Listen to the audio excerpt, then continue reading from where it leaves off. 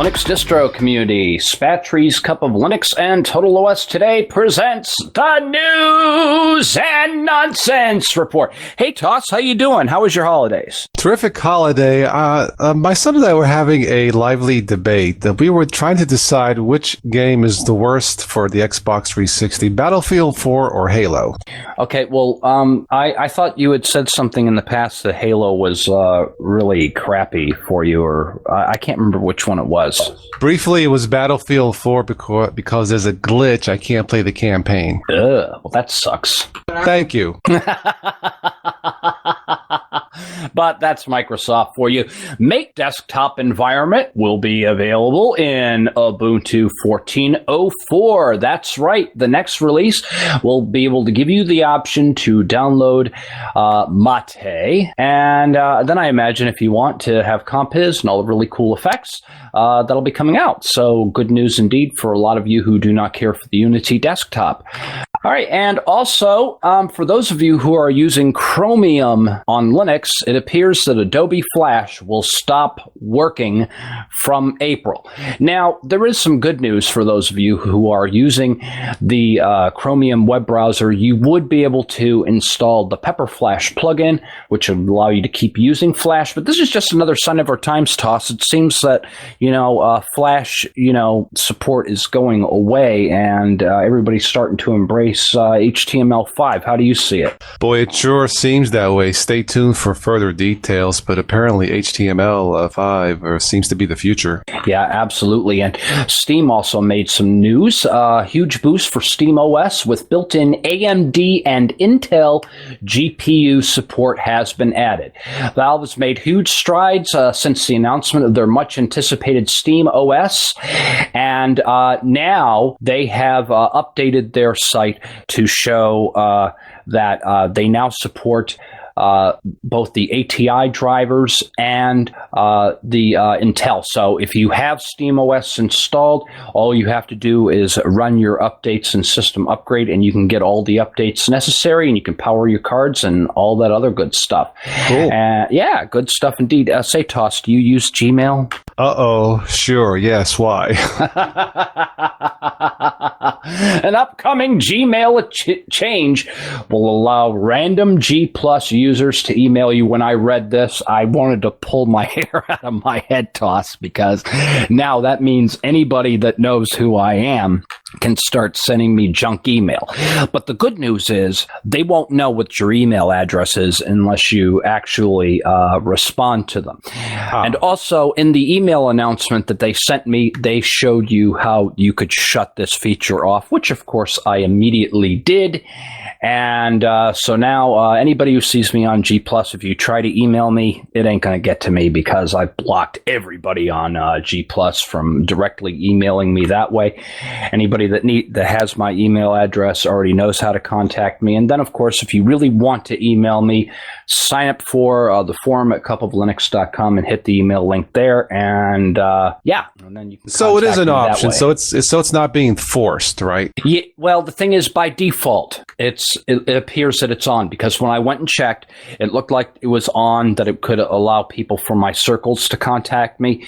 But the thing is, I've lost count of how many people I have in my circles, Toss. So, and I don't want everybody to be able to contact me through there. I mean, if somebody wants to contact me on G+, all they have to do is just post something with my name on it, and I'll get the message and I'll respond that way. Why? True. I really don't want to have all that clutter in my mailbox, True, yes. What you got, Toss?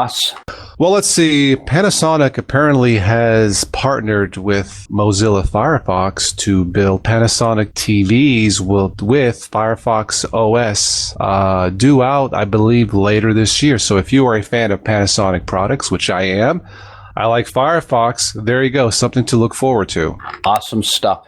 And also in the news, it appears that RedHat has embraced rival CentOS.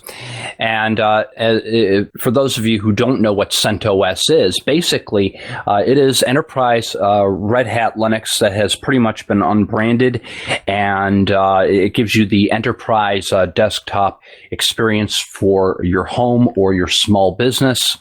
and allows you to have an enterprise Linux distribution without paying for Red Hat support.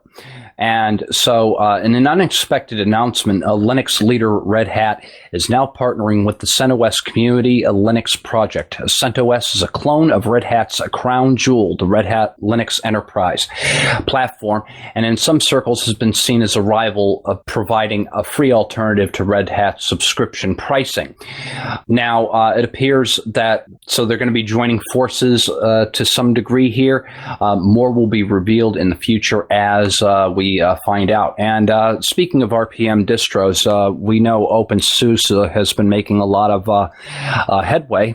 Well, it appears that OpenSUSE's forums has been hijacked and emails have been leaked. Yep, and something similar to this happened on the Ubuntu forums. So for those of you who have a membership to the OpenSUSE forums, my recommendation, get in there, change your passwords, and that sort of thing. Now, according to the article, the forums were hijacked and an alleged Pakistani hacker who goes by the handle Hacksaw Hussey reported exploiting the vulnerability in vBulletin 421 software, which SUSE uses to host the forum. And vBulletin is a proprietary forum software. The good news is that sensitive data like user passwords has not been compromised. Okay, so cool deal. So, yeah. You had mentioned Steam. I believe Valve has partnered with a bunch of manufacturers. I believe 12 of them, if I get this right.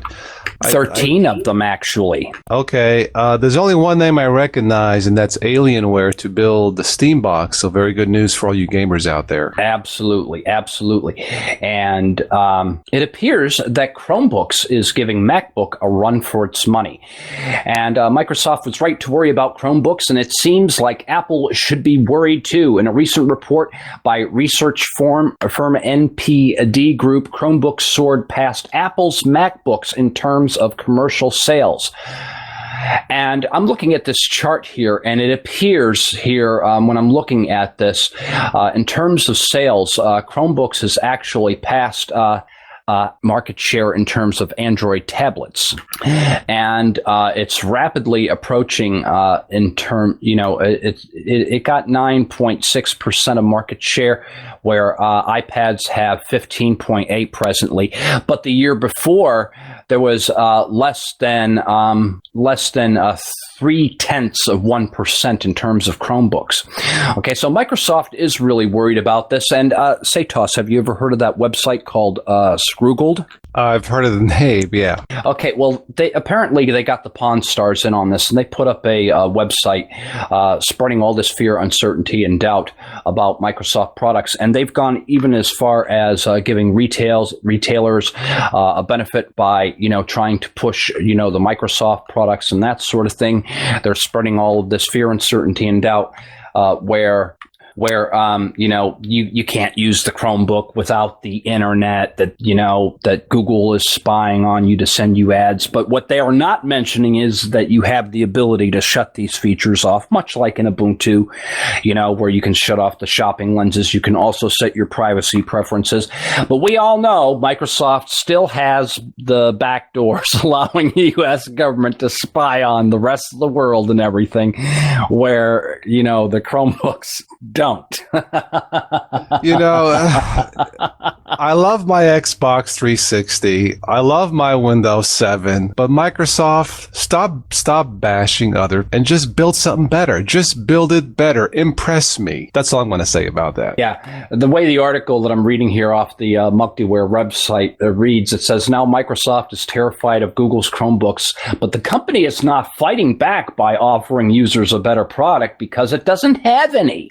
Windows 8 is a bigger disaster than Vista, but it's not just Windows 8. The entire Windows platform is becoming obsolete as our computing is moving to the cloud.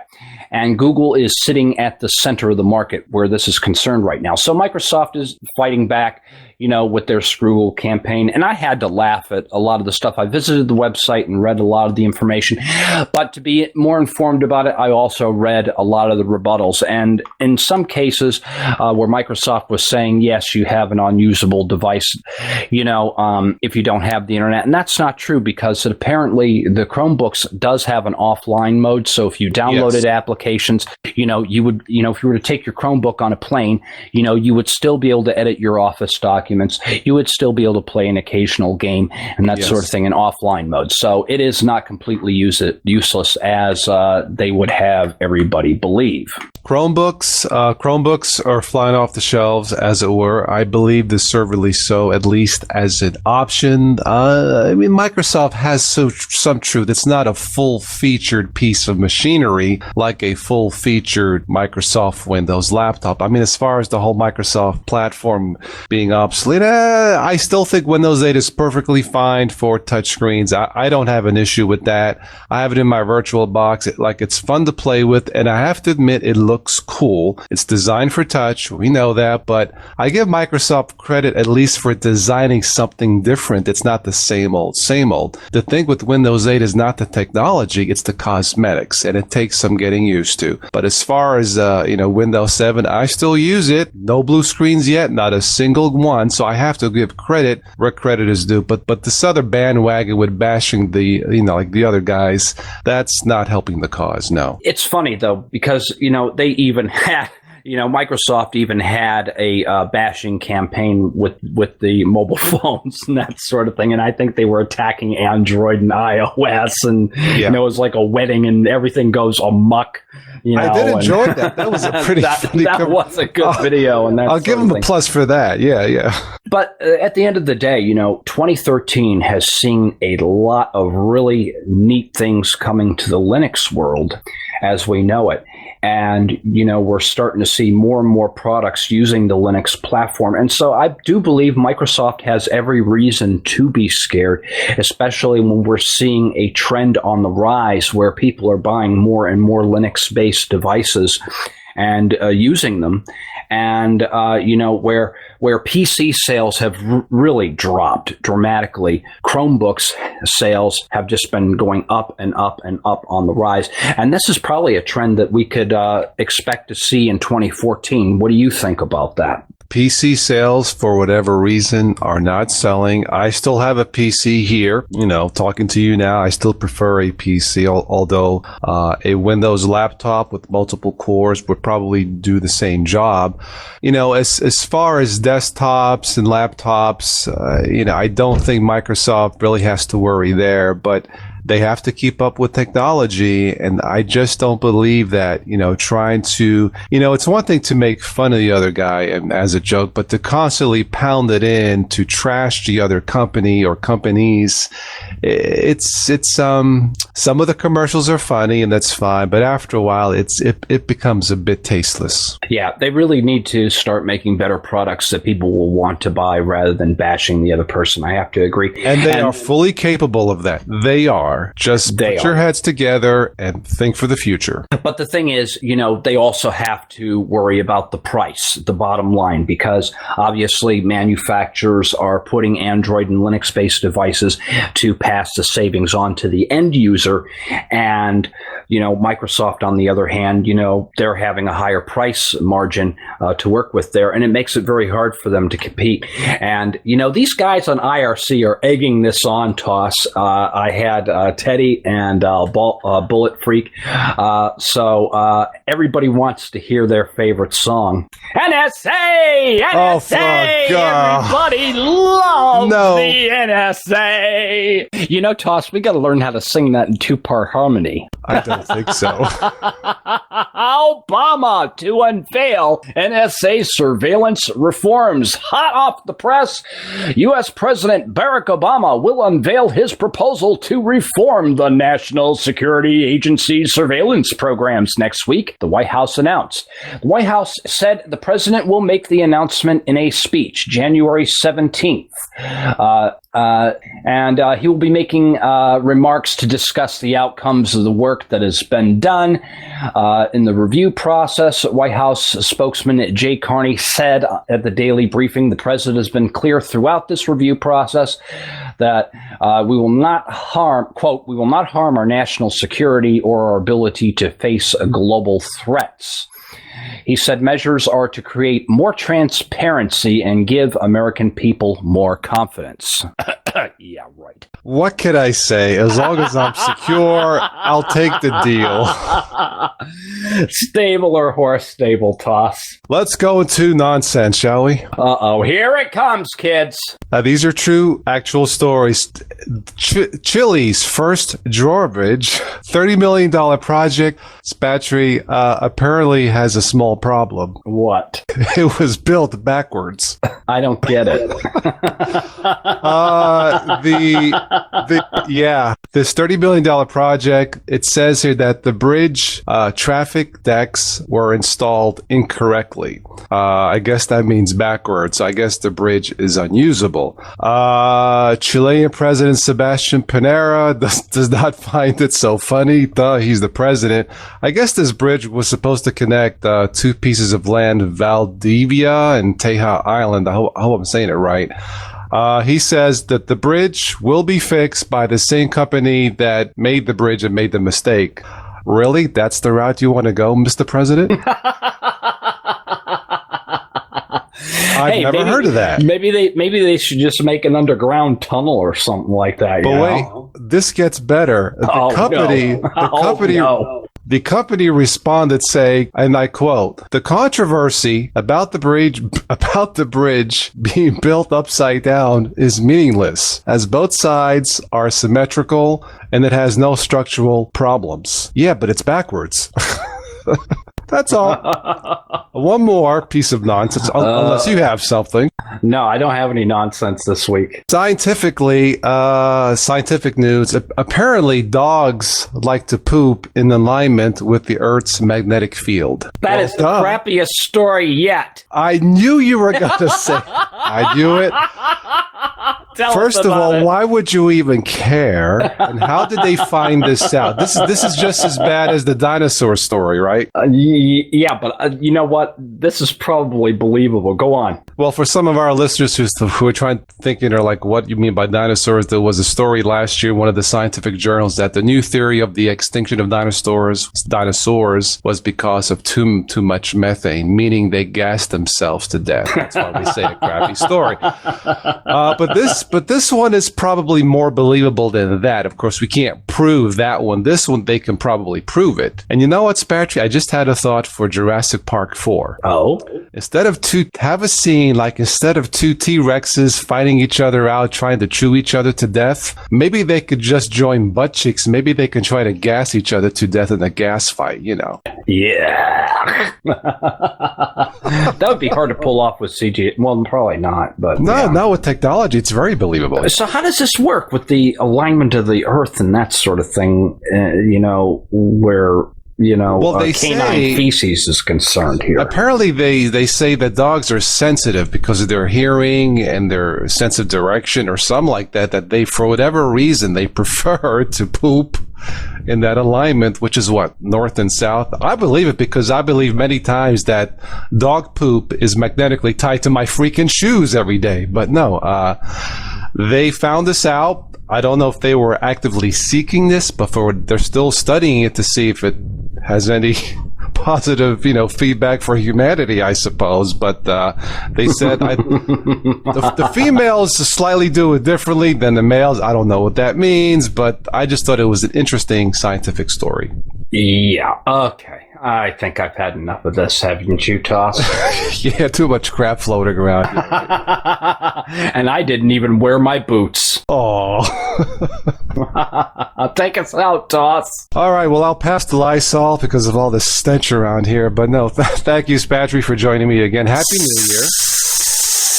Yeah, Happy New Year to you. Thanks to everybody here in the Linux distro community listening room. Oh, one last thing. Please, if you haven't already, vote for the best Linux operating system for Windows users. Of course, Windows XP expires, I believe, Spatry, in April. Many millions of people, so many millions of people are stuck on it still. It's been around a long time. To its credit, it's still usable, but officially this April 14th this year, I think. So please vote. I'll have links below in the show notes. I won't give it away. It's a tie right now, but yeah.